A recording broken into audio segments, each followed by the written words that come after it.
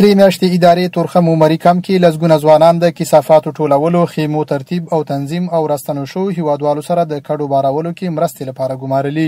د ختیځ زون سرې میاشتې رئیس قمرګل نصرت وایي دغو ځوانانو ته یې اړونده برخو لپاره وسایل هم ورکړي تر څو په ښه ډول د راستنېدونکو هیوادوالو خدمت وکړي. نن ورځ موږ مزدورانو ته د مزدورۍ د کار کولو اسباب برابر کړي، ګینټۍ، بیلچې، د هغوی یونیفورم، خولۍ، بوټان او دلته د کیمپ په مربوطاتو کې د مهاجرینو چې هر قسم ضرورت یې هغې لپاره به انشاءالله دا خلک رسیدګي کوي. نو د کیمپ صفاکاري د خیمې درول دي، د خلکو هغه خلک چې هغوی سپین ږیري معذوري د کور بارولو او د خالي کولو وس یې نه رسېږي، هغوی سره به کومک کوي. سرې میاشتې له لوري ګمارل شوی یو تن کارګر محمد اجان وایي سرې میاشتې ورته د کثافاتو ټولولو، خیمو لګولو او یو شمېر نورو برخو لپاره وسایل ورکړي چې کمپ کې به خدمات کوي.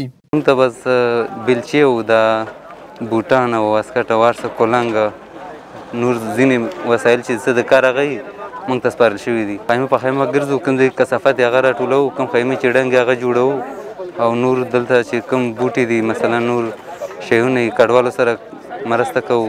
سره میاشت دې ترڅنګ په روغتیا، خوړو او نورو برخو کې هم خدمات وړاندې کوي.